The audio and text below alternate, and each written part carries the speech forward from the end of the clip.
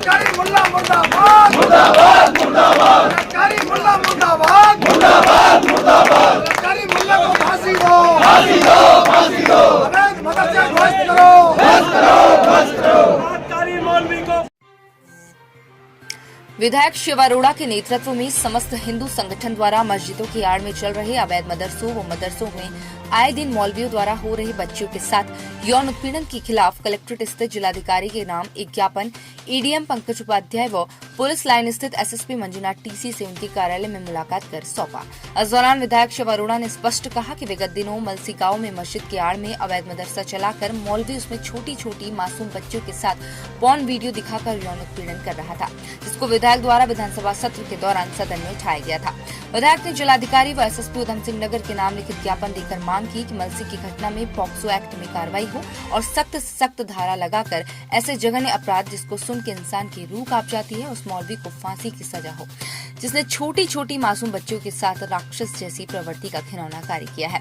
साथ ही पूरे उधम सिंह नगर जिला में एक जांच अभियान चलाकर अवैध मदरसों की जांच व उसमें रहने वाले मौलवियों का सत्यापन हो और उनके आपराधिक रिकॉर्ड की विस्तृत जांच हो और जो भी दोषी पाया जाए उसके खिलाफ रासुका, गुंडा एक्ट, जिला बदर जैसी सख्त कार्रवाई हो और अवैध मदरसों को बुलडोजर चलाकर ध्वस्त किया जाए। विधायक ने रुद्रपुर के नेता से भी पूछा, हर छोटे बड़े मामले में देरी बिछाकर अपनी राजनीति करने वाले इस मदरसे की अमानवीय घटना पर मौन क्यों है? क्यों उनको उन मासूम का दर्द नजर नहीं आता? वहीं एसएसपी उधम सिंह नगर ने आश्वस्त किया कि वह मानसी गांव की घटना पर गंभीरता से उसे लेंगे और कठोर कार्रवाई करेंगे।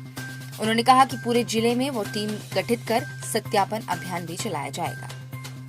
पहली घटना नहीं है, ऐसे मदरसों में लगातार ही बच्चियों के यौन उत्पीड़न की बार बार घटनाएं आ रही हैं। तो ये देवभूमि है जहां हम अपनी बच्चियों को, मातृशक्ति को मां मानते हैं, उन्हें पूजते हैं। तो इस प्रकार की हम मानसिकता को, आपराधिक प्रवृत्ति को घटने ना दें।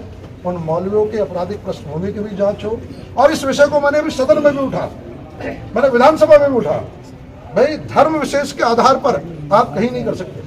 अगर किसी और बहन के साथ हुआ वो भी अपराध है। एक बहुत ही भावनात्मक विषय, एक ऐसे विषय को लेकर जो बहुत ही जघन्य, एक इस प्रकार का कृत्य अभी हमें कुछ दिन पहले अमानवीय कृत्य देखने में आया। इस प्रकार की घटना झकझोर देने वाली है, कल्पना से बाहर की घटना, एक ऐसी घटना जिसे सुनने के बाद मानवता शर्मसार हो जाती है। एक ऐसी घटना जहां पर रुद्रपुर थाने के अंदर ही, यहाँ पर मलसी गांव में जो एक मस्जिद है उसकी आड़ में वहां पर एक अवैध मदरसा चल रहा है।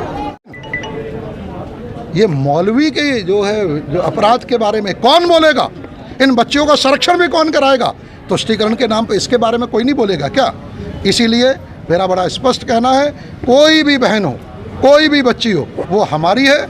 अगर उसका यौन उत्पीड़न होता है, उसका अन्याय हो रहा है, तो उसको न्याय मिलना चाहिए।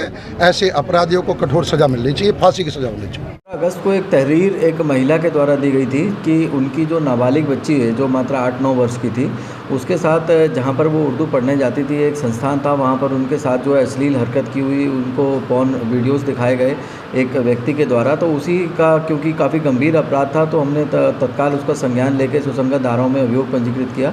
उसके बाद इन्वेस्टिगेशन के बाद जो एक्यूज़ था उसको हमने 18 अगस्त को ही हमने अरेस्ट कर लिया था और अरेस्ट करने के बाद हम लोग ने उसमें आगे डिटेल में इन्वेस्टिगेशन किया है। तो उसमें लगभग अभी तक 6 पीड़िताएँ जो हैं वो प्रकाश में आई हैं, जिनके बयान दर्ज किए गए हैं आईओ के द्वारा। और उसमें आगे एविडेंस कलेक्शन के लिए और टेक्निकल और बाकी मटेरियल एविडेंसेस जो हैं उसको कलेक्ट करने के लिए हमने अभियुक्त के पीसीआर के लिए माननीय न्यायालय से अनुरोध किया था, जो कि स्वीकृत हो गया है। और उसके बाद हम लोग इसमें अग्रिम विवेचनात्मक कार्रवाई कर रहे हैं और जो भी इसमें फैक्ट्स आते हैं उसके बेस पे इसमें इन्वेस्टिगेशन को आगे बढ़ाया जाएगा।